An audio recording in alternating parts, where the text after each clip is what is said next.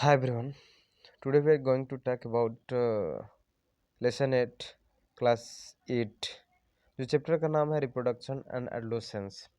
देखिए इस चैप्टर को हम देखेंगे, खूब बढ़िया से समझेंगे इसके बारे में। तो सबसे पहले हम जानेंगे इस टॉपिक को स्पीसीज किसे कहते हैं, मतलब सेम काइंड के जो स्पीसीज होंगे, ठीक है, सेम काइंड के जो इंडिविजुअल होंगे उसी को हम क्या कहेंगे, स्पीसीज कहेंगे।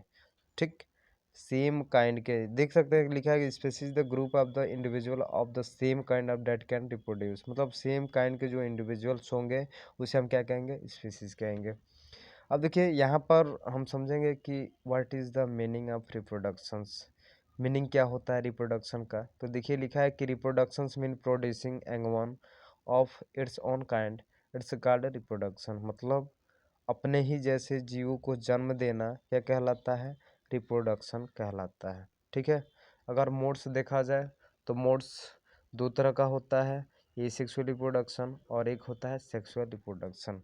ठीक है, तो देखिए यहाँ पर लिखा है ए सेक्सुअल रिप्रोडक्शन और सेक्सुअल रिप्रोडक्शन। ए सेक्सुअल में होता है अलैंगिक जनन और सेक्सुअल रिप्रोडक्शन में होता है लैंगिक जनन। ठीक है, तो कुछ जो होते हैं, some has out of the egg like chicks and snake, some are born from the their mothers like kitten, puppies and human beings, and some grow from the parent bodies as in hydra, and some just split into two or more parts such as amoeba। मतलब कुछ क्या होते हैं, some has out of egg, मतलब कुछ अंडे से जन्म लेते हैं, अंडे से, ठीक है, अंडे के टूटने से जन्म लेते हैं। Some are born from their mothers like kitten, puppies, you know very well, you understand very well I think. देखिए यहाँ पर लिखा है, यहाँ पर लिखा है कि ए सेक्सुअल रिप्रोडक्शन। अब ये सेक्सुअल रिप्रोडक्शन को हम समझेंगे कि क्या होता है। यहाँ पर चार्ट में आप देख सकते हैं कि चार्ट में दिया है कि जहाँ पर एक पेरेंट मतलब इंक्लूड होंगे, जहाँ पर एक पेरेंट इवोल्व होंगे, वहाँ पर क्या हम कहेंगे, ए सेक्सुअल रिप्रोडक्शंस। ठीक, अब देखिए जहाँ पर सेक्सुअल रिप्रोडक्शन की बात करें मतलब उसको कहेंगे अलैंगिक जनन। ठीक है, इनमें एक ही पेरेंट क्या हो रहा है, शामिल हो रहा है। सेक्सुअल रिप्रोडक्शन को देखा जाए तो there are two parent are involve, मतलब इसमें दो क्या हो रहे हैं, दो पेरेंट इंक्लूड हो रहे हैं, शामिल हो रहे हैं। ठीक है, तो इसको हम क्या कहेंगे, सेक्सुअल रिप्रोडक्शन, मतलब लैंगिक जनन। ठीक, अब आगे बढ़ते हैं। इसको हमको आशा करते हैं कि ये दोनों समझ में आया होगा, ये सेक्सुअल रिप्रोडक्शन और सेक्सुअल रिप्रोडक्शन। ठीक है, अब जो हम इस चार्ट को मतलब माध्यम से आप देख सकते हैं कि जो चार्ट है क्या नहीं है, बट आप समझ सकते हैं। देखिए लिखा है, जो चार्ट्स लिखा है दो, एक इसमें सीरियल नंबर कर दिया है। लिखा है कि 8.1 में जो टेबल दिया है लिखा है कि difference between A sexual and sexual modes of reproduction.